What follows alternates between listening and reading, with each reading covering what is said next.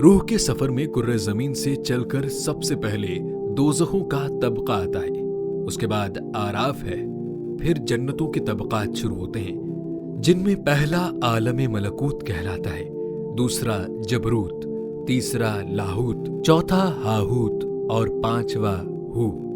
दोज़ख के तबकात से आलम हू के आखिर तक आलम मिसाल कहलाता है। इसके बाद आलम अम्र शुरू होता है, जिसमें बेशुमार लताइफ है, मगर काबिल जिक्र सिर्फ ये लताइफ है।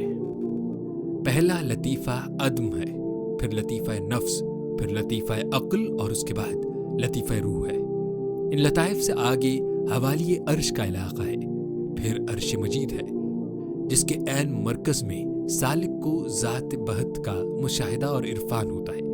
इसी जगह सालिक का सफ़र रूह ख़त्म हो जाता है।